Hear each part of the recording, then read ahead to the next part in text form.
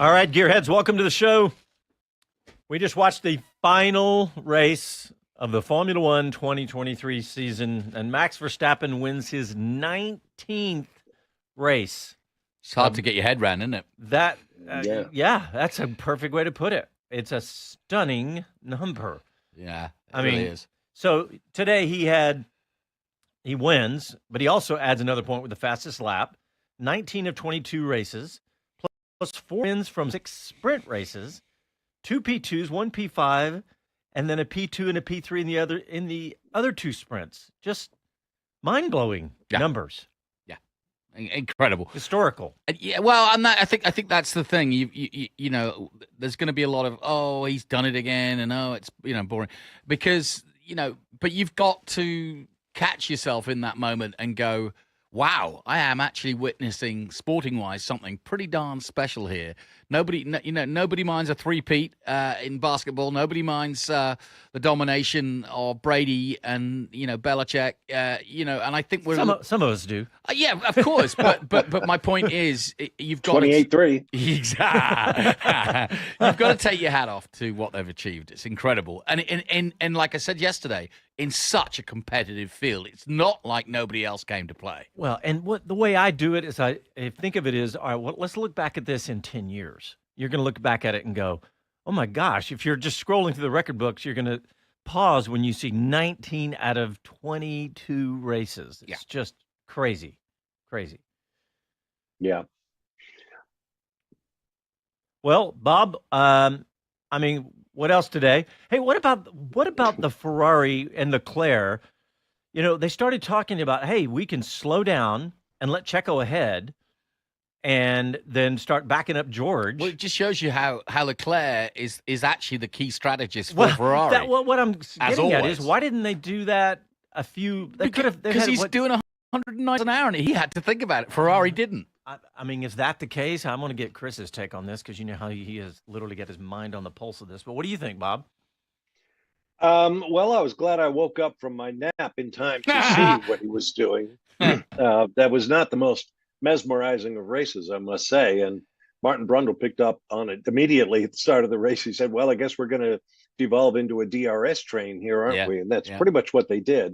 If you like tire strategy, it was kind of fun to watch. And I agree with what Martin said at the end. I thought it was clever of Ferrari to plot out the Perez 5-second penalty, figure out what the impact was on them for their position in the Constructors' Championship, let Perez by, but not back up George Russell. It didn't become necessary. He stayed ahead of Russell and the Mercedes in the championship fight. So, it was a clever piece of strategy, but I'm glad it didn't devolve into a lack of sportsmanship by blocking another competitor. So, well done to everybody. All the questions have been decided now, and we can look forward to the off season and get ready for next year. Not the most exciting race, as I said, that I would have liked to wind up the season on, but it's that kind of racetrack, that kind of race, and in many ways, it's been that kind of season. Mm-hmm. Yeah, I also forgot. Thanks, TW. 1,000 laps led. I mean, for Max Verstappen. Yeah, it's. And as we said in our pre-race show, you're going to want to say you saw this. I mean, it's not as exciting as guys battling, race after race, win after win. But 3 different drivers won races this year from 2 different teams. And we had the constant soap opera of what's going to happen to Checo Perez this week.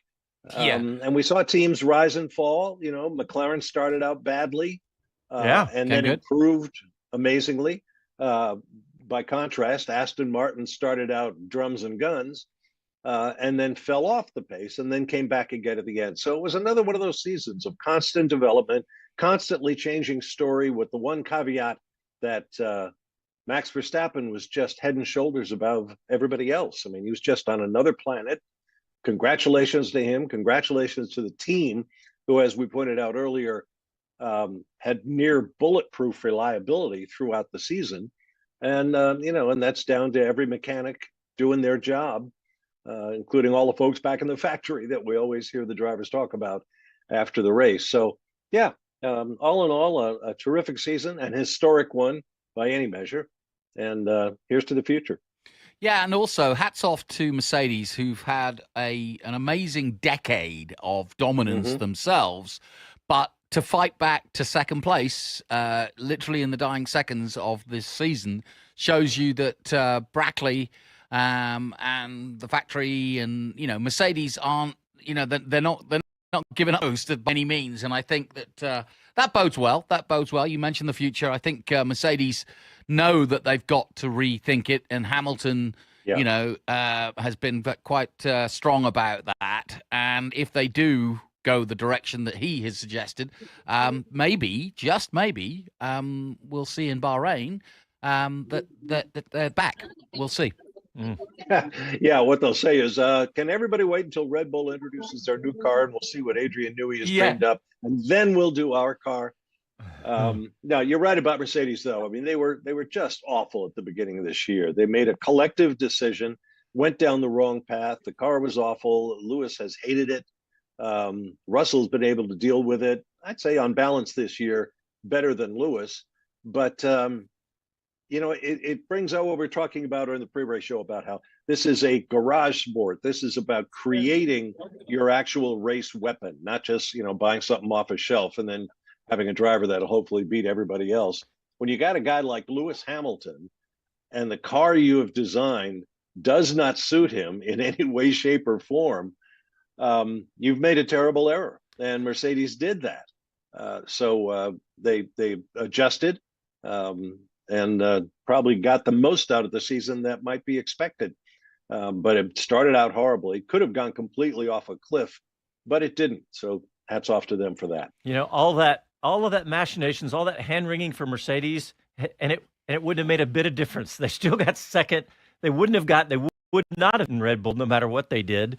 And but yeah. I think I hear Chris Medland's microphone lighting up in Abu Dhabi. Mr. Medland, how are you, sir? Oh, not too bad, chaps. How are you doing? All right. Well, what'd you think, Chris? I mean, I read your tweet basically at the top of the show, talking about Max Verstappen's accomplishments this year, and I added 1,000 laps to that. Yeah, it's ridiculous. I think someone worked out we think he's dropped 45 points in total in the whole season, which is just remarkable.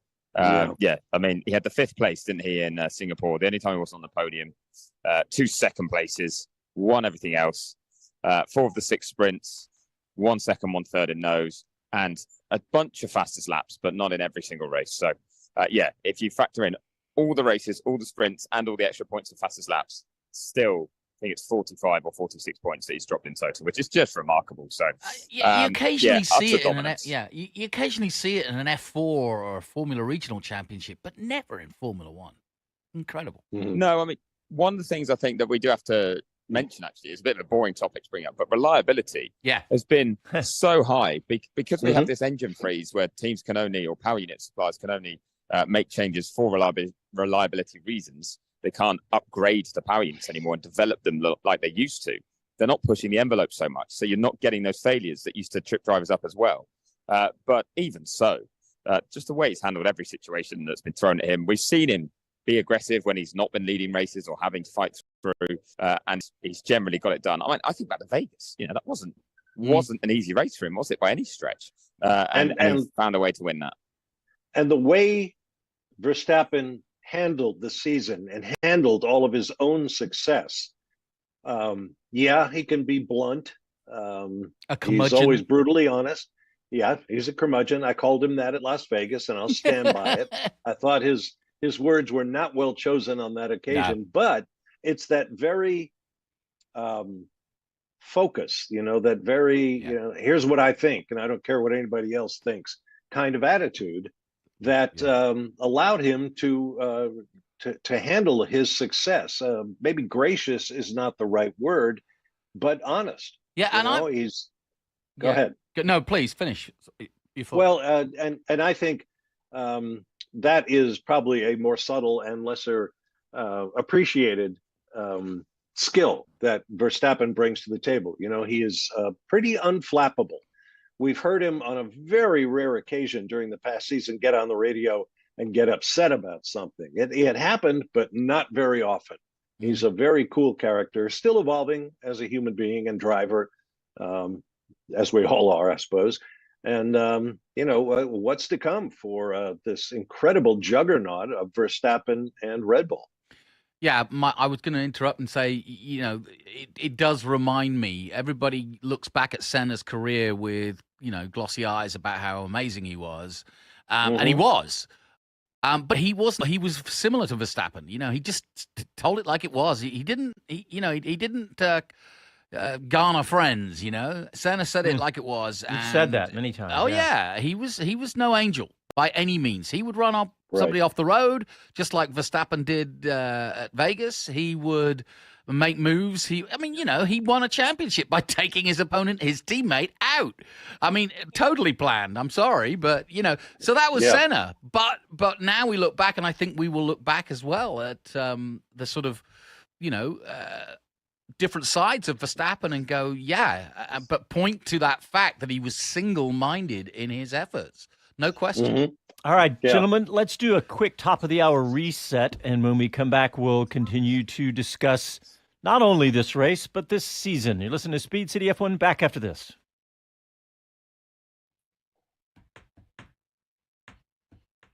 All right, we're live on YouTube. Lots of comments there. Joe Voice to be. I was hoping for an adrenaline rush, but it failed to arrive. A couple people got laundry done during the race. What else? Cooked some food. Let's see. Andy P says, I've been saying we should measure Max by the points he left on the table this season. Now I know it's 45 points. Thanks, Chris. He said that's absolutely insane. Max Godfrey, terrible start by Albon though, and Logan was moving through the pack. They did save 7th in the constructors by the skin of their teeth. By what? 2 points? And Prix, I think. And I think Yuki got 8th, didn't he? He dropped to 8th behind Fernando right at the end. Yeah. Let's see. Yep, it's 3 points. You're right.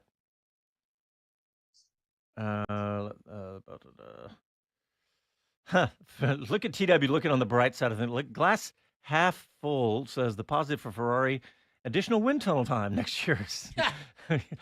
Hey, take the wins where you can, or so to speak, the lack of wins. Yeah. Well, we were take the wind. Praises of Verstappen. That was a pretty awful season, I think, for Charles Leclerc. Yeah. Yeah. Good point. Fair point. Yeah. 3 of his last 4 seasons with Ferrari, he has failed to win a race. That can't just be the car. No, and 11 poles with that. Mm-hmm. None of them producing a victory. Yeah. True, but then in the final Drivers' Championship, did he not sneak 4th from Norris? No, 5th. I think. Oh, he's tied. The Drivers' Championship, he and Alonso were tied? Hold on. Let me confirm that. I think they're tied. I'm on the live. Here we go. Coming back.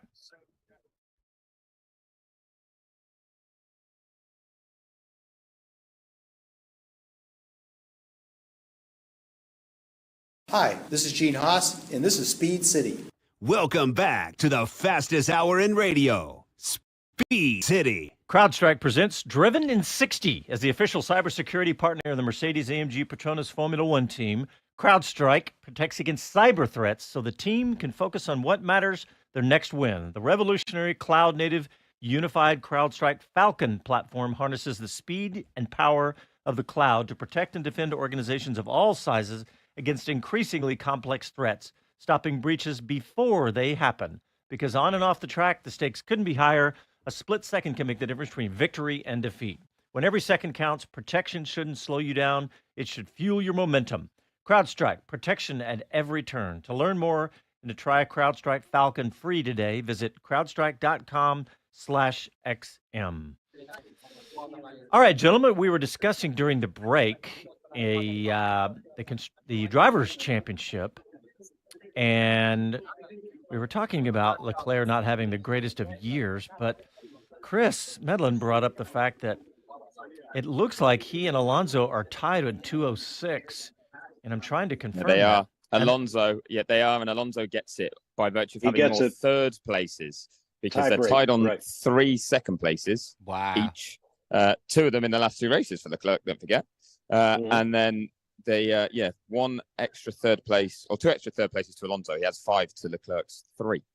So that is why 206 points each, but Alonso gets the nod ahead of Leclerc, and Norris in 6th, 205. So he missed out by a point. Wow. Which meant he would have finished both if he hadn't been overtaken by Perez. Wow. Wow. And then Sainz drops to 7th from all that because he didn't score. Yeah. With 200. Yep. Yeah, so 6 points between all 4 drivers. And Sainz was, I think, in 4th at the start of that race. So, right. Yeah, painful for him. It's been a painful month for him, hasn't it, really? Right. Hearts have been broken. But that's the nature of sport, isn't it? And certainly Formula One. Yeah, Lewis Hamilton wrapping up 3rd nicely with 234. And, considering how much Lewis complained on the radio this year, 3rd is pretty good. Yeah, I mean... Yeah, definitely. He's a complainer. You just, as I sit here, I think, well, if I had to just, right off the top of my head, who had the better season, Russell or Hamilton? I might have gone with Russell. Yeah, I know. Even though Hamilton finished better in the championship. George always seemed to be, on the front foot. Always seemed to have the advantage over Lewis. But Lewis quietly, despite all of his bitching on the radio, put together as good a season as could have been expected, I guess, under the circumstances.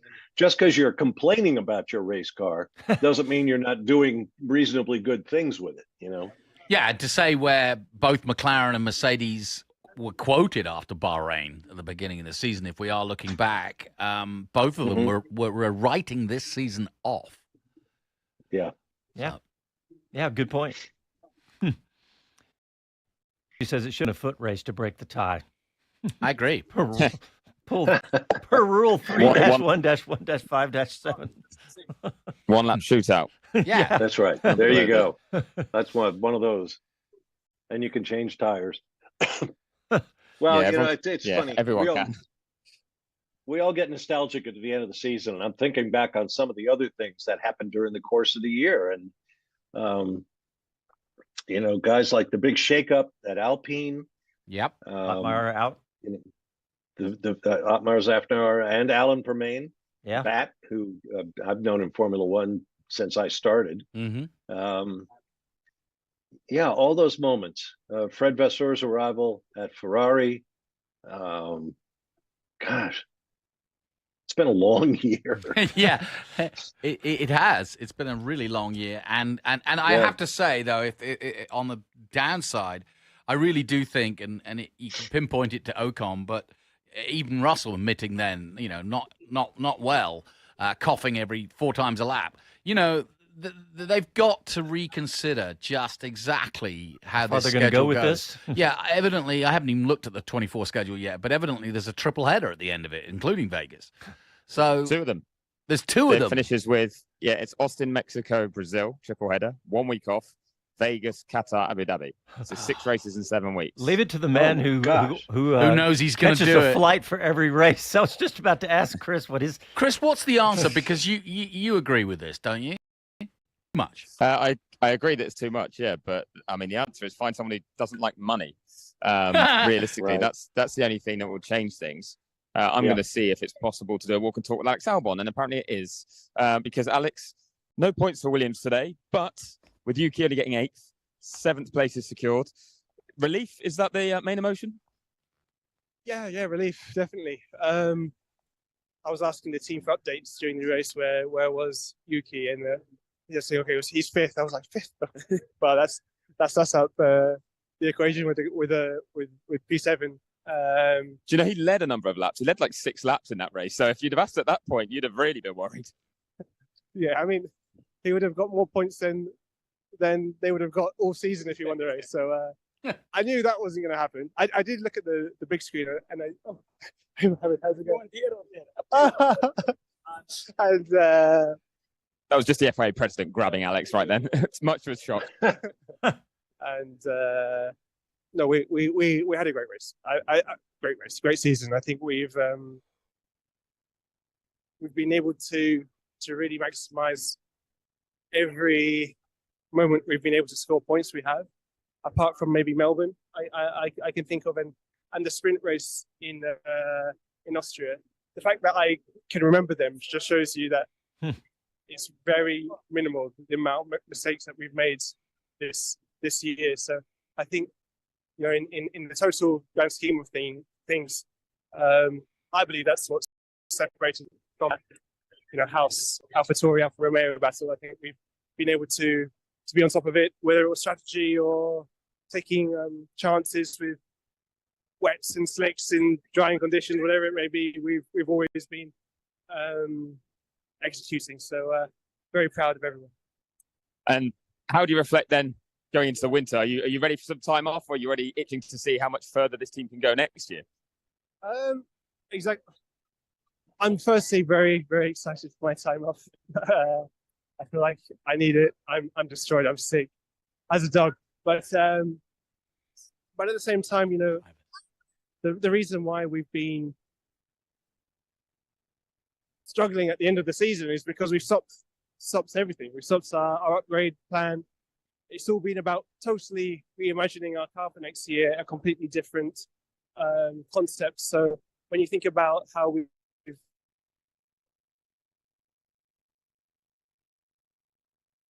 Did we lose him? I think we may have lost Chris's connection. Yeah, I'd say so. Yeah. Yeah, rough end of the season for Williams, but you know, but better than they've had in previous seasons. I was about to say it's the actually season, you can't look at the end of the season, right? No, and if you're looking into the future, look at AlphaTauri's future and look at Williams's future. Really impressive, and I think James Vowles. What about the development? It's why we stopped so early. Is we want to make bigger away with P7 whilst. No, fading in and out. Sorry, Chris, you're fading in and out. That's the end of the walk and talks. Yeah, he walked out of range. He walked out of range. I am back. I am back in range. There he is. You can hear me now. Yeah, so, we can now. At the point I think I lost you, it was just Alex saying that basically the team's tailed off at the end of this season because they put all their focus into a whole new car concept for next year. Right. And therefore, he's very hopeful that there's going to be a step forward next year that will be exciting for them to enjoy. And as much as he really needs the break because he's not been well, actually, I'm going to try and get Logan Sargeant as we run, although you might lose me, so we'll make it quick. Logan, how was that race from your point of view? Oh, I mean, we did what we could. I just don't think we really had the pace in the car today and didn't have the greatest of first laps. But yeah, we purposely didn't optimize strategy to try and disrupt Danny Rick there. And really proud of the defense I put up against him on much older tires in the middle of that race, and had some fun at the end coming back through on a fresh set. So yeah, I think it's been a positive end of the year. Obviously had the pace yesterday in qualifying, and we missed a bit of pace today as a team. So now what happens? Is it a waiting game for you to find out what the team tells you? Yeah, I feel like I've really closed out the year on a high. I've had this positive momentum. I'm finally cracking the code in qualifying, and the race pace has been there since the summer break. So yeah, I just really hope I can take everything I've learned this year and apply that next year. Well, we hope to see it too. Thank you for your time. Good interview. Yeah, you had to ask that question. I'm glad you got that as well.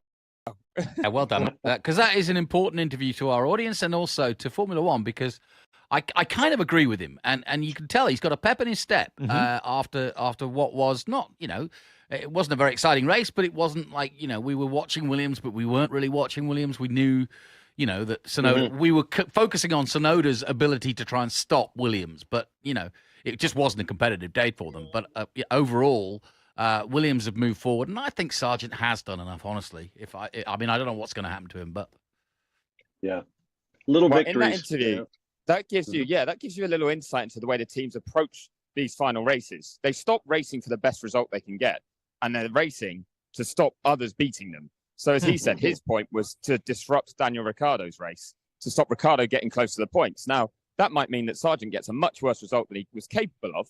Yeah. But as long as it means he's ruined Ricciardo's race in the middle by holding him up at the right time, getting in his way, and by ruined, I mean just being hard to overtake or whatever. Yeah. Then Ricciardo can't score the points that would add to Yuki's that would threaten Williams. So he's actually done a huge job in that sense, and that's the sort of thing that teams look at. Yeah. And as fans sometimes, or as journalists, we're watching and we see the final result and go, well, that was a rubbish day for so and so because of where they finished. But it's because the reason for their race was actually to just stop someone else scoring. And one of the strategists, actually, Ruth Buscombe, who's at Alfa Romeo, who announced that she's leaving the team during that race. She scheduled a post on Instagram while she was on the pit wall. I saw pop up. She has told me before about exactly that quite often when she was at Sauber and they were fighting for 6 or 7 instructors, for the last 3 or 4 races, you're ignoring everything else other than 2 cars from a rival team that you just need to stop taking points off you. Yeah. So it's strange the way it works. Chris, did you follow up on your... the way she quit. Yeah, it is.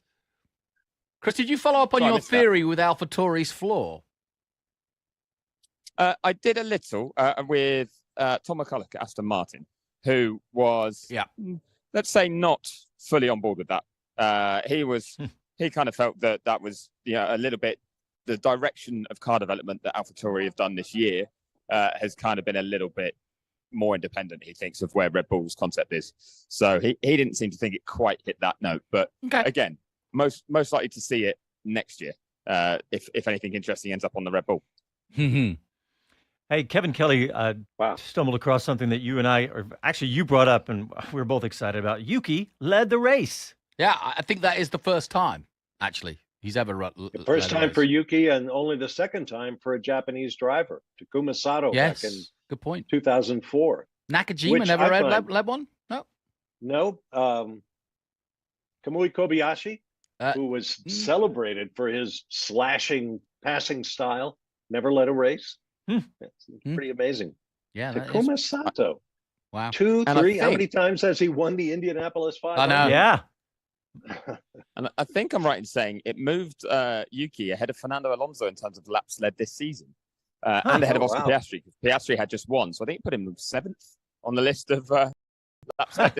I really do think Yuki's a really good success story. I mean, we didn't mention it, but where was the backup? Where was Ricciardo? I mean, we've been pretty light going on Ricciardo's return, and maybe he isn't up to scratch at the moment in terms of race, race fitness, because he's been off so long. But it wasn't impressive, was it? Not massively. I might try and see if I can grab him, actually, if I spot him. He's normally talking for quite a long time in a TV pen. So after that, I might see if when he's done, if I can try and get him. But I'm also trying to hover around the McLaren drivers at the right time, right place. But they're very much in demand because good day for them.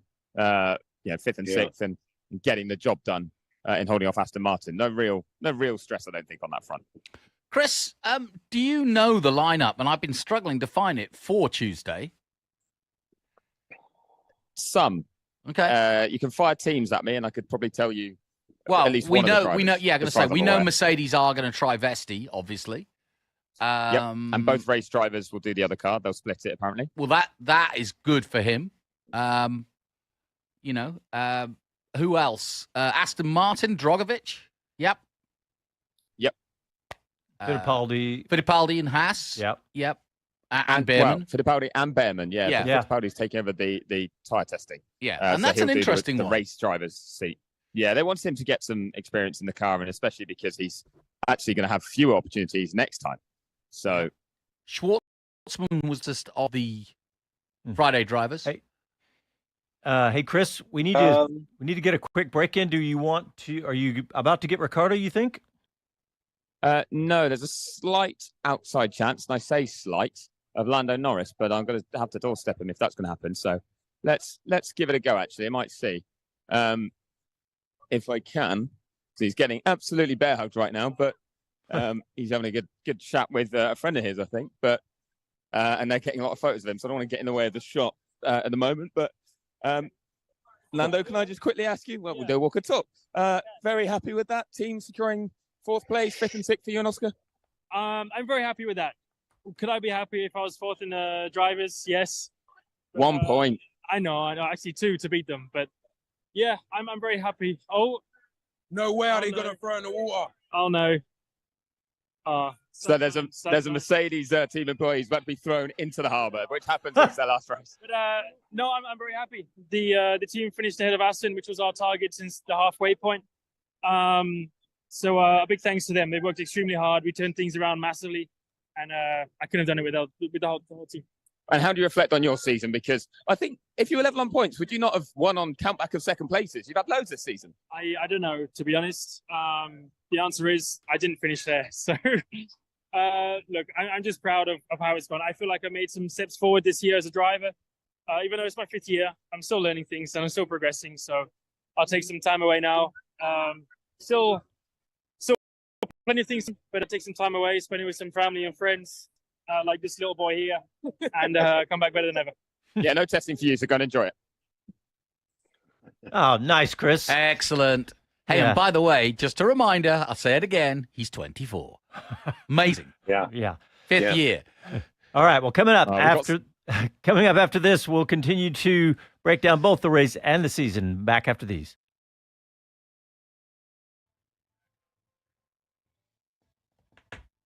All right, we're still live on YouTube, Facebook. Well, there's tons of comments on YouTube, man. I can't even keep up with them now. I'm looking at them now. We have to say thank you to, where's it? D. Nelson. D's a longtime follower. He says, thank you, Speed City, and all the gang for another year of great American-based coverage on the radio and a fun online community for gearheads. Yeah, thanks, D. Thank you very much. We really appreciate that. It's that kind of comment that keeps us doing what we're doing, for sure. I mean, we appreciate it. Max Godfrey, how was Yuki in Sargeant's shoes when he was a rookie? Same with Latifi. And Logan is on the thin red line for a seat. I find it absurd they're thinking it over. He 100% needs another year. I do think that's the best parallel, is to say that after the first year, Yuki just wasn't cutting it. Yeah. And we all said it. And we all went, oh, well, it's Honda. And it was Honda, to a certain extent. And we said, it's Honda. It's okay. We're going to, can't we say he's an American? It's not like Yuki's okay? bringing lots of money. It's just Honda's backing. He's the dream winner Honda driver, and he has been since the get-go. So it's not a Latifi situation. It's not a Sargeant situation where they're both bringing money. So it's not a parallel, but it just shows you that if you put a bit of faith in a racing driver and work on his weak points, and I think Sargeant summed his whole season up. Look, our race pace has been good since the summer. I've cracked the code, he said, in qualifying, and that's why I said it was a great interview, because he really did just open up to Chris, who's been with him all season long, good and bad. And, he told it like it is, and that's all you can ask. And again, it's refreshing to hear a racing driver know exactly where he stands and admit it. Chris, there's lots of discussion about your picture that Casey's using, requesting a new one. Oh, we've got some great high-res photos of Chris coming back.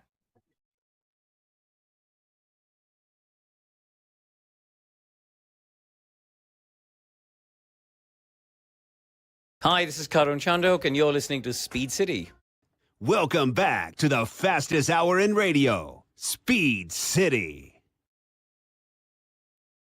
All right, welcome back to the grid of F1 aficionados, fellow F1 fans, as we race through over 30 countries, from historic tracks in Italy to the speedy straights of Japan. F1 is as global as it gets. Ever wish you could chat with locals during the Spanish Grand Prix, or truly grasp team radio in Italy's Monza?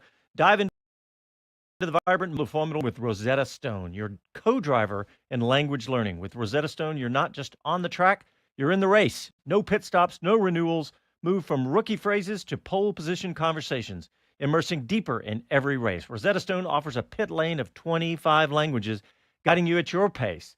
And once you're on the grid, it's a lifetime ticket. No flags attached. Gear up for the next Grand Prix circuit.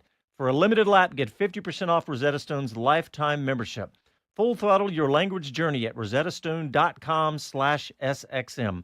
That's rosettastone.com/SXM for that 50% off. All right, Chris, I hear activity all around you. Should I come out to you and see what's happening? Well, I'm trying to line up Daniel Ricciardo, but he's going to go and do F1 TV first before he comes to me. But I'm watching Max Verstappen host an interview with Fernando Alonso in the TV pen. So he's stolen Viasat's microphone and is interviewing him. And funny enough, in Spanish. Probably no, I think it's in English looking at it, but it's probably the most engaging interview that either of them will have ever given because it's novel for them and different. So yeah, that's I'm sure that'll be doing the rounds on social media eventually, but that looks fun. Hey, Chris, it reminds me of all of the interviews in the either Thursday night, Friday morning, or whatever in Las Vegas when everyone was completely turned upside down and punch drunk trying to give interviews. I loved them. Every one of the driver interviews was something I hadn't heard all season because they weren't just giving the canned answers. Yeah, that's what we want, isn't it? We want the honesty. We want them when they're kind of... it's one of the good things I actually think about this setup is that you do hear from the drivers quickly after when emotions are still high. But yeah, when they're that tired as well, that's something else. I have not heard more discussion about a time than Las Vegas ever that I remember. I mean, literally everyone, every driver interview was like, and tomorrow, later today, they all did that, including us. Ocon said he hadn't seen the sun for 4 days. Yeah. And how was it, Chris, going straight from Vegas to Abu Dhabi? Well, lucky for me, I actually got 2 nights in my own bed because I made my stopover in London on the way. But I can tell you, it was brutal. I got to Abu Dhabi at about 6 a.m. Thursday morning and had to be at the track to speak to Logan Sargeant, actually, of all people, at midday. So, I got about 4 hours sleep before media day kicked off here. And I wasn't alone in being very tired. In fact, I think I've held up pretty well. As Alex Albon said, he's not been well. Most drivers have come down with something. A lot of team bosses have. Christian Horner was very unwell on the way over here. So, I think everyone is ready just for some downtime. Hey, Kevin Kelly just brought up something on YouTube, and it's really true. Haas depression all season. Last in constructors, miserable. Just... It's been a funny season, hasn't it? Yeah. The upgrade didn't work. Really? Yeah, what did Hulkenberg say? He was very candid about it, wasn't he? He was on the old spec car from before Austin. Did better with it. Did better. At least in qualifying. Magnussen had a horrible year, really, compared to his comeback year. There's a lot of thinking to be done there. And, Gene is committed, but the potential of Andretti coming in, is further going to steal their thunder. And you can understand why, Gunter and the team just not keen to have any of the shine taken off them being pretty much the American team. We'll see. Well, like I said, I think I said it during Vegas, but I was wandering through the paddock in Vegas, the huge paddock, by the way. It was like a triangle almost, Chris, wasn't it? But it was huge. But I was wandering through there looking around, and everybody was with their cameras ready for celebrities to walk in. And I saw a group of celebrities that no one else spotted, and it was all the Cadillac jacket people. And I walked over and introduced myself, and we ended up talking about CTSVs and all that, about road cars. But I did ask them about coming on the radio. They weren't ready to do that yet, of course, but hopefully we will. I handed them a card, so hopefully we'll hear back from those folks. But that's going to be something that we're going to be following very closely. Joe from Oyster Bay says sell the team with regards to Haas. And that's yeah. It's a tough line, I have to say. But yeah, it's worth $1 billion now. Probably they're saying. Well, there you go.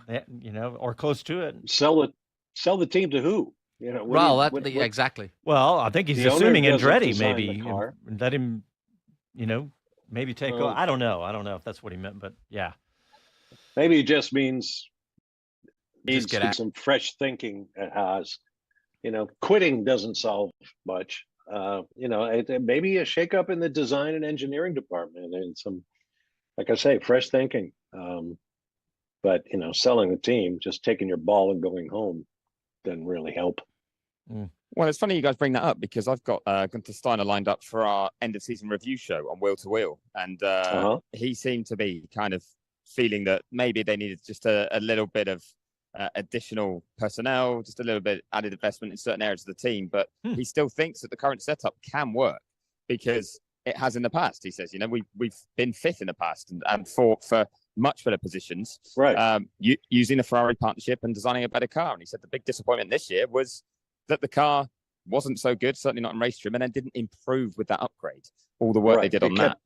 kept eating its tires. Yeah, I agree Yeah, with that. so- I mean, we stood in the Haas garage at Circuit of the Americas, and it's functional. It's almost indistinguishable from any other Formula One garage. Mm-hmm. They've got all the equipment they need. They've got all the talent they need. The mechanics are spot on. Our buddy, Dave O'Neill told us about the technical innovations that they'd come up with. I mean, there's no lack of energy or skill or anything else at Haas. It's just that that almost that interesting chemistry, I think, of taking something from concept to reality.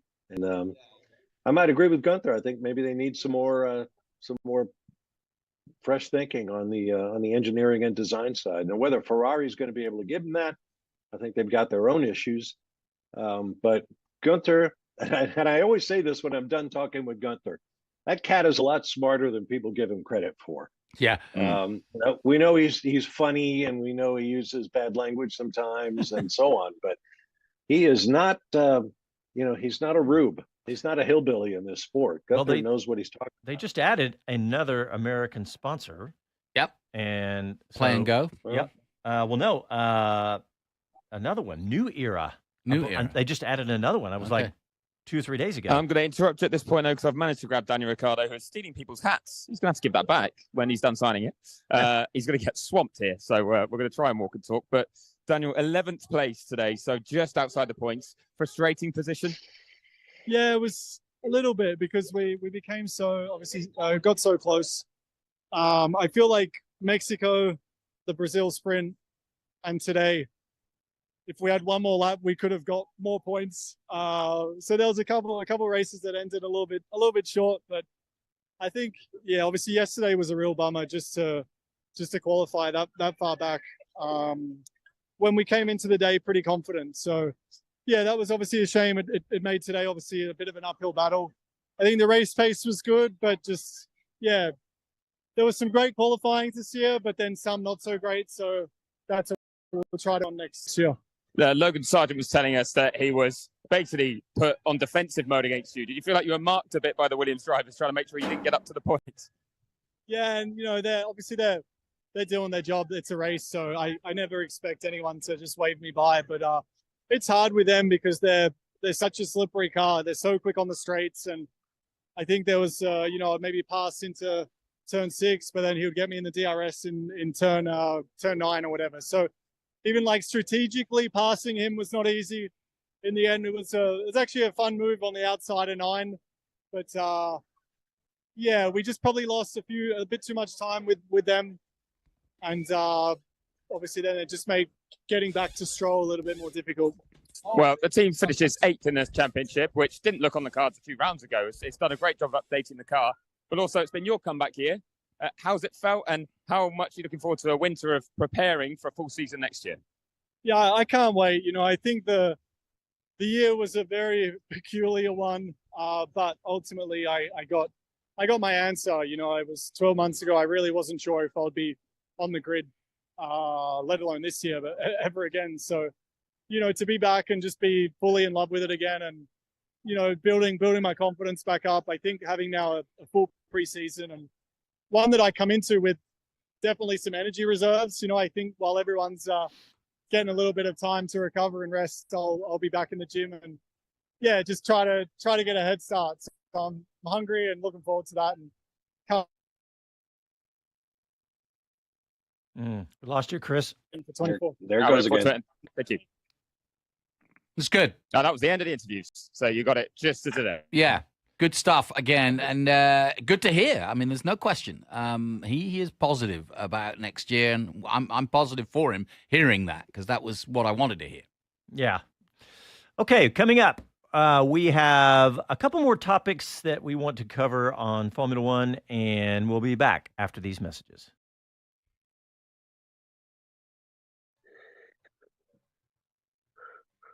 Okay, I'm looking at the hat. It's that hat manufacturer that Haas F1 added, the American company. It's called New Era. You'll recognize the logo if you look them up. And yeah, they do all the baseball caps. Yeah, let's get some.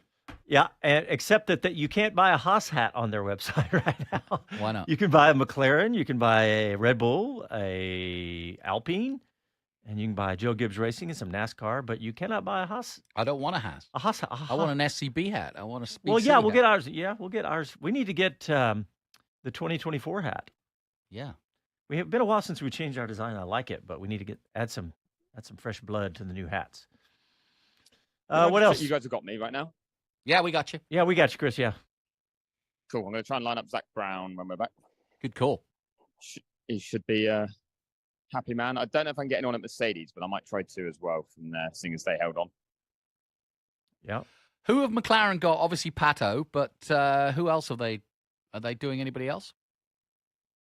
Oh, test. Oscar will do the whole day. Okay. So that's why I said about Lando doesn't have testing to worry about. He's off on holiday straight away. Fair and enough. Oscar will do a full day of testing. Yep. What was the stat I heard during the race about Piastri being a rookie lap? I mean, a rookie record for Piastri. Did you hear that? What did they say? I did not. I must admit. Something about. By the way, we've got a great, just to get everybody up to speed, we've got a great debate going on our locals about Gunter, whether he should stay or go, and it's led to a good debate. See, look, Dave Lawrence will buy a hat if we got one. I know we need to put them up on our website. We have a problem with our website. Our podcast feed broke, so Hudson's working on that. He was actually talking to Apple yesterday on the phone, on the telephone, on the telefunken, on the the telephone. Yeah. Here we go. Technology.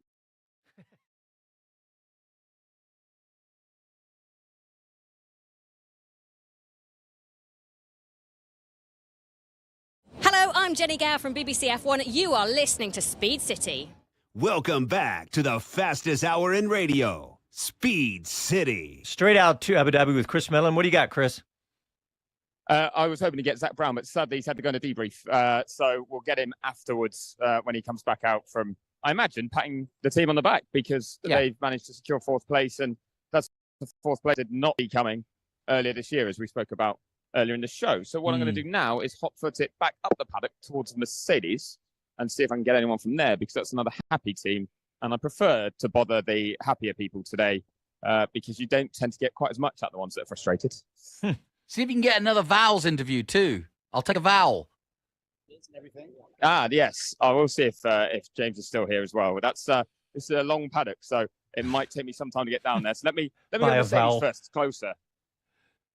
Oh, speaking of Mercedes, Kimi Antonelli is just coming out of the hospitality unit.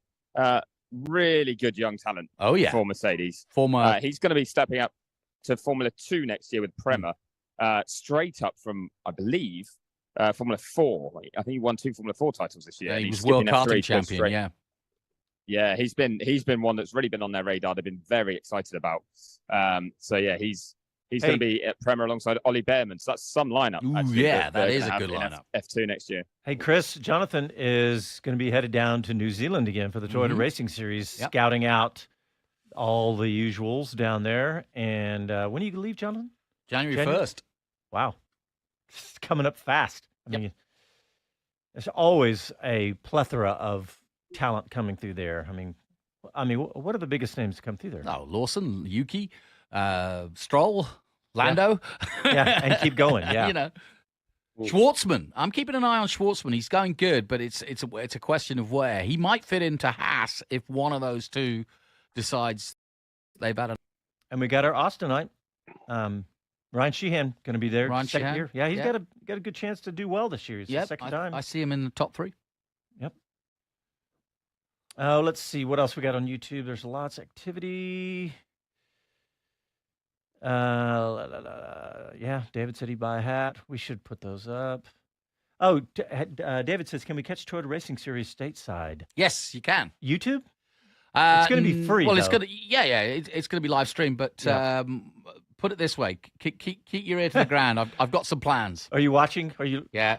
Are you look at TW? What he says? He says, stop by on your way.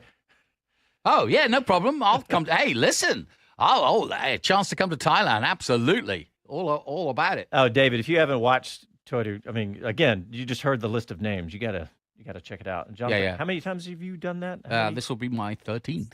Wow. It's a really good winter racing fix as well, isn't it? For anyone who is just thinking, oh, Formula One's over. What am I going to do for the next 96 days, which is how long it is until the lights out in Bahrain? And I will admit, that just doesn't feel like that long at all. Seeing as you get testing before then, you get the car launches before then. There's going to be a lot still going on. And like I said, we've still got testing in 2 days here in Abu Dhabi as well. Yeah, I'm intrigued. To get some racing, it's a great championship to have in the gap. Yeah, you're going to hang around for the testing there, Chris? I will be. Yep, I'll be staying here, and then I will be getting an extra a couple of days working here, and then I head off on honeymoon. So I basically have to get 10 days of work done over the next 4 days, including during the test, so that I can go and have a bit of a break at the end of the season. Can I suggest? So I'll admit, I'm still bricking it in that sense. Can I suggest you don't take Brundle with you? He'll just get in the way. Yes, yeah. I sent a joking message to my wife that said "so rude," and she laughed back that I was going to get her fired. And I'm yet to find out if there's actually serious annoyance from them, because I thought it was actually realistically pretty rude just to start interrupting someone giving an answer. I agree. Yeah. Plus, Hemsworth could have taken both of you out. Anyway. Hey, here's too right. Yeah, I mean, if he really didn't want to talk to me, he could have flicked me out of the way, couldn't he? Guys are massive. Yeah, he was towering over you, and I didn't realize he must be like what 6'4", 6'5", something like that. He's a huge guy. Both Bob, you and Jonathan put this in your show doc. McLaren re-signed with Mercedes through 2030. Yeah, I thought that was a big story that's gone under the radar a bit. Yeah. I don't know how it snuck through there, but that's a long run. I mean, I guess engine. But Jonathan, bring up the point that you made about the musical chairs effect of that. As in what? As in where would McLaren? They could have been. Well, yeah, I've been kind of quietly thinking about McLaren because I thought Zach might have dropped the ball a bit, because when Honda and Ford, by the way, God, no pressure on Ford. Yeah. Yeah, we won 19 races a couple of years ago. Can we do the same with you? But when you look at the merry-go-round of the engines, Renault's still got no customer, and potentially not any customer again. With the only customer they've got would be Andretti for a couple of years before GM. But therefore, I was worried what McLaren might do. On the McLaren thing, sorry, just to on the McLaren Mercedes deal. Is that this partnership or this new extension includes a seat at the table within basically the power unit board, Mercedes high-performance powertrains, so that McLaren are involved in top-level decisions in terms of directions and development, so that it's very much that they get a say in how it's going to be integrated into their car, rather than they're just buying a very good product. With this new deal, they're slightly more involved with it. So obviously there can't be a works deal because Mercedes itself exists. But yeah, they've actually got a bit more power with this one than they had with the deal as it currently stands. Interesting. Yeah, very interesting. What's your take on that? Specifically how? Well, I just, do you think that I mean, is this something you've seen before, where a team like this, it's Mercedes power unit, I mean, and basically a competitor getting a seat at the board and all that? For McLaren? Yeah. I'm sorry. I have been. I don't really have an opinion one way or the other, because I don't have a seat at the table. I don't know what all of the what all their considerations were. I mean, is something going to happen in 2030 that we're not aware of? Is Zach Brown got something up his sleeve? It is a long time for a deal like this. Maybe something Mercedes needed for some reason. I don't know. It is different going for that long. Well, it could be also a sort of look in the rearview mirror as to how the Honda deal went sideways, and then they lost that deal, and now look at Honda. So if you're going to plunk plump for a team that's there for the full distance. Mm-hmm. Right. Yeah. And Mercedes is nothing if not, a solid partner in the years to come. But with all of the discussion of sustainable fuels and hybridization and all this kind of thing, it just makes sense to me so much for a manufacturer to want to be involved in the kind of white hot technology crucible that Formula One is. I mean, how could you not want to be there and see all of the ideas that are going to be pushed out there on the table? I think it's a masterstroke for Cadillac to get involved with Andretti, assuming they can. But even if you can't, you got to get in the game. There's just no question about it. Full electrification of cars is not going all that well, if you believe what you read at the list. Sales tell the number right now, and electric cars are sitting on lots. Now, I think that may have to do with the fact that they're still pricier and the economy and interest rates and all that. Right. And the recharging issues and the battery life issues and all those sorts of things. So you've got to be circumspect, I think, in the future of the automobile industry in light of new contracts with the unions and all that other kind of stuff. I think sustainable fuels is going to be a much bigger deal than we're talking about right now. And we'll see. But, you've got to be involved somehow. Yeah. I follow this really closely, Bob, and I think you're right. I think, just ask Porsche. How many hundreds of millions of dollars have they invested in the sustainable fuel future, keeping the internal combustion? I still think that hybrids are going to be the performance car. They have been.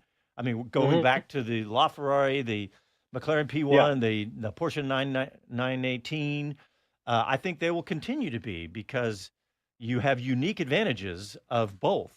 Look, we all know that electric cars have an instantaneous torque. It's what F1 cars come out of the corner so well with. But so do they leave a stoplight in the street car. But also at the top end, I mean, if you have electric cars, their top ends are limited. I was reading an article about the Tesla Model 3 performance, how they have made changes for the track. Because used to be you could get 1, 2, maybe laps out of an electric car on a track, and you were done. You were either out of battery or overheated, or that's what Formula E has done for that technology. Right, exactly. So this is all, and really this all circles back in my mind to Andretti and Cadillac and how well Cadillac is going to do with their power unit. I mean, because I'm a big fan of American car manufacturers and GM in particular, and I'm a little bit skeptical on how well they could do with building a power unit at the bleeding edge of automotive technology that is Formula One. So, yeah, but I think they've got enough runtime and RD time at it. Plus, they'll already be across. Rules. Yeah, but also they'll already be across what they're doing with Andretti anyway. Across many platforms. So, and think about what they've done in racing. GM has done well. Corvette Racing has a very great history. And Cadillac. And IMSA. IMSA and WEC, and this is another level, I know. But all right, gentlemen, go ahead, Bob. Well, I was just going to say you have to separate winning, being ultimately successful, from what you learn along the way. I'm talking about what Cadillac might learn just by being involved in this process of sustainable fuels and hybridization and so forth. If you win, it's great. And some people would argue if a manufacturer doesn't win, they're not going to hang around. But winning is not the only reason a manufacturer might want to be involved in Formula One, as far as I'm concerned. This is not about going out and using some kind of crazy ethanol-based substitute. Sorry to cut you off. I'm going to get Toto Wolff because I imagine you're a relieved man today, holding on to second place and keeping Ferrari at bay. Yeah, we won today. We won P2, but we were reminded that we lost P1. And but we need to be happy today. Everybody is happy. This was an important step for the factory and for the factories and Mercedes. So yeah, let's take the positives. Yeah, it was George's second podium of the season as well, and it kind of shows it seems to have been up and down for both drivers. It's rare that both have been happy, but you got the job done. I mean, how much of a struggle has this season been? This is so weird. If you see the oscillations, it was either George or Lewis being, on the top of his game, and then we've seen Sainz off and Leclerc strong, and then the other way around, Piastri and Norris, Perez and Verstappen. I think that nobody really got on top of understanding the tires, maybe apart from Max. Yeah, Max has been utterly dominant. How do you go about closing that gap? Because 19 wins from 22 for him, 21 from 22 for Red Bull. I think we just need a stable platform. It is not so about the absolute amount of downforce. It is about having a car that is predictable, that you can develop, that you can add downforce, and you're able to have it on the ground. And at the moment, the correlation between the theory and the real track is just not good enough. I imagine this car's pretty much going in the bin over the winter. Brand new one next year. I said that going in the bin, the sentence that I had last year,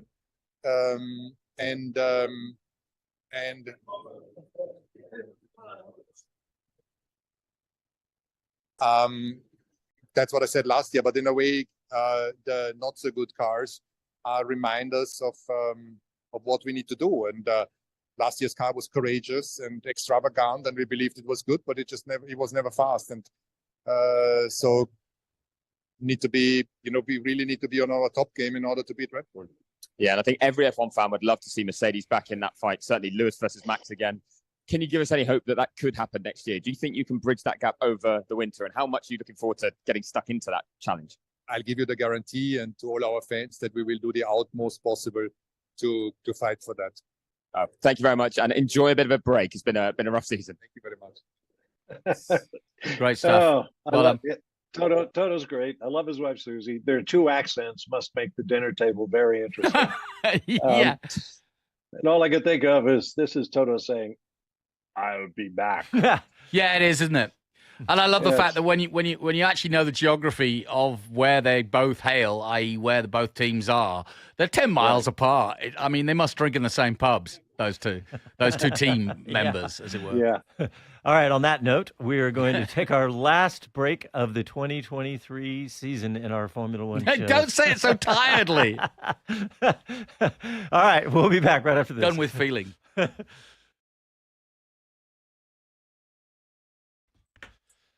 David Lawrence said this earlier, I think, and I forgot about it. And this is really pretty crazy. He says, I got to reiterate this. Max final numbers. I know. 92.7% of possible points, max points. Unbelievable. 86.4% win percentage. Won as many races this season as in the entire 2013 He should season. be on. He should. We should just. He should give up Formula One and join the SpaceX missions. They'd have more success. Yeah. We're still on the just on YouTube. Max Godfrey says, "Are you guys going to do a meet and greet in Austin next year?" That's a great idea. Good idea. Yes. Yeah. We've done some some cool events over the years here in Austin. We just haven't done it for a while. We should do one in Miami and do one in Vegas too. Yeah. Go a day early. I read a news story that came out yesterday saying the hotel prices for next year's Vegas are starting with a lower bar, the price-wise. Oh, good. Yeah, No surprise there. Oh, yeah. I mean, look, nobody knew what was. Don't you remember Model 6? It was $580 or something the first year here in Austin. So yeah. Anyway, Bob's introduced me to my go-to for hotels now. Which is? I can't tell you. Okay. It's a secret that Bob will keep. He has a mate who owns an hotel. Oh, yeah. Good point. In Kyle. I hadn't thought about that. Oh, really? No, wow. seriously. Yeah, a fan of Bob's. That's close to the track. A fan of Ferrari and a fan of Bob's. I like what the Wood Source here on YouTube says. Hope he's still watching. He says, can't wait to see the Ford F1 variant in the Ford Raptor. Yeah. And obviously a joke, but it makes me think about what Ford and GM, you know how car manufacturers love to put badges on car? I'm waiting for the F1 badge to have something, whether it's, suspension. Well, hopefully it's not just a badge only like they used to do in the 80s. That's kind of what I was talking about earlier before we went to Chris suddenly, is that, you're not just in sports to win. All right, coming back.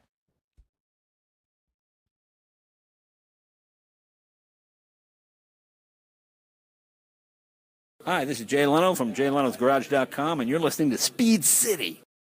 Welcome back to the fastest hour in radio, Speed City. The Speed City F1 post-race show on SiriusXM is brought to you by CrowdStrike. Stop today's most sophisticated cyber attacks at the office, the racetrack, and everywhere in between. Learn more at crowdstrike.com/XM. I want to thank CrowdStrike for their support all year. Last year, the year before that, fantastic. Thank you. I want to thank all the new sponsors we had this year. And congratulate the boss. Yeah. Another good year. Yeah. How George did he do? Kurtz, How did Kurtz do? Just another good year. I mean, he's a great race driver, apparently. Yeah, he's definitely cracked it, that's for sure. But yeah, I do want to thank come on, our let's all sponsors. say it together. Speed City. Like Jay Leno.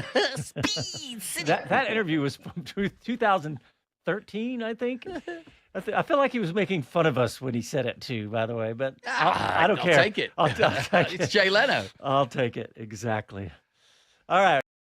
We just 2 minutes, about 5 or 6 minutes left in this show today. And, Bob, I want to come back to you because you wanted to make your point about Cadillac and General Motors and what they would gain from being in Formula One.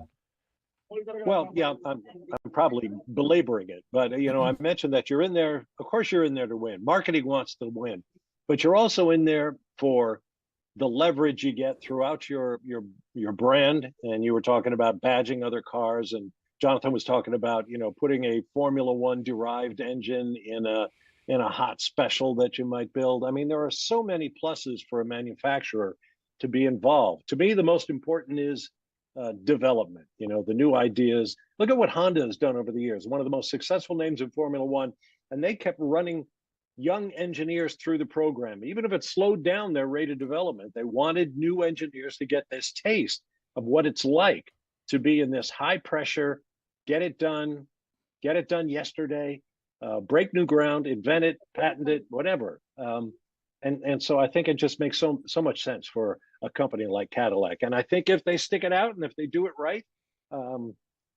they will benefit enormously. It'll be a whole new chapter in the history of General Motors, I think. Yeah, and I think you've got to also look, if you were running Cadillac now, we've come through a period of the 80s and 90s where the Cadillac was a huge luxury vehicle. Now it's got SUVs, it's got a much more sporty look. It's in IMSA, it's racing, it's got all sorts. And this sort of demographic that Formula One now offers them is a chance to get Cadillac Cadillac into a different space of the same space that Audi and Mercedes are in, which is, yes, luxury, but performance luxury. And think about what the two Cadillacs in the V series. The V is their top of the line race, 680 horsepower, but they came standard with a manual transmission. So what that tells me is they are paying attention to the performance car, to the enthusiast market. Yeah. Because you can't even buy a stick shift in I'm thinking in equivalent vehicles. It's the $100,000 plus almost 700 horsepower sedan, right? What else? There's Mercedes that make those, but they're all SMG. They're all dual clutch transmissions. So in other words, they're paying attention to the market, and why not move into Formula One and the ultimate enthusiast market? So this might be a good topic for me to try and get one question on, but it's Stefano Domenicali, is the CEO of Formula One. Oh, quick, drag him into the zone. We lost you, Chris. Dang. I'll show up at the final race of the season. Stefano. But we should be all very proud of what has been an action. Of course, Max dominated the season, but he deserved it. What we are bringing home is the fact that F1 is in incredible shape. The awareness and the growth of sport all around the world is really a big thing that require us doing the right structure, and we are focused to make sure that everyone is focused on that. But really, a great intense season, a lot of action every race. You can say despite Max domination, we were sold out everywhere we were going. And of course, the jewel of this year has been a Vegas event, where I think that we brought F1 with a big statement to show to the American market that we are a sporting platform that can give big emotions. Don't forget, we had Austin and then Miami in a blink of an eye, incredible events in both places, and we are growing, in such a short time with 3 events in the United States. So a lot of things will happen in the future, but we need to bring home, I would say, a great success. Well, the only other question I'm going to ask, and I promised I'd behave myself, so I'm going to phrase it carefully, is Don't worry, you can ask whatever you want. with the American market, obviously a lot of interest in Andretti and Cadillac. Over the off-season, do we expect to hear any news on that as Formula One does its due diligence on that bid? I think that we have no pressure in terms of timing, so we are doing the right thing. And as soon as we will be ready, of course, we're gonna communicate to the relevant party what is our position on that. Okay, well, we'll look forward to that. And what should we look forward to in 2024? Well, hopefully a season where not only qualify. You see, yesterday 20 cars in less than 1 second. The hope is that we're gonna have 20 cars in less than 1 second also during the race, and this is the hope on the sporting side. Yeah, fingers crossed. That'd be incredible. Stefano, thank you for your time. Thank you so much. Bye. And that is why we have Chris Medland. Nice asking about it. Brilliant. I'm glad I got you back. That was me contorting my body to get my mobile phone back out the door to get the signal that I needed so you could hear me. Nice. Well, we got all of it. It spooled up. It kind of spooled into and one. Then it came out real rapidly at first. But I think we got most of, if that not was all great. of what he said. That was really good. That was really good. Right, great way to finish the season, to be honest. A word from the boss. Yeah, and we are down to our last 90 seconds of the show. I just kind of want to get final thoughts from everybody. Bob Varsha, let's start with you. I'm thinking about how Formula One, having accomplished so much here in the United States, as we just heard Stefano Domenicali say, they really risk knocking the platform out from under themselves if they turn down the Cadillac Andretti concept for anything but the very highest of ideals. They just cannot afford to get it wrong. Jonathan? But it's been a great season. Yeah, I would say the winner in this season is something I've wanted to say since I was back in my early days at ESPN with you, Bob. We've cracked the American market. They've done it. The new people have done it, and Vegas proved it. Chris Medland. I think it's that we've got so many teams that potentially could get in this fight. McLaren and Aston Martin showing great form at certain times. Mercedes and Ferrari still there or thereabouts. Okay, we need one of them to catch Red Bull, but there's 4 options there. So I think we've got a great chasing pack, and hopefully one of them comes through over the winter.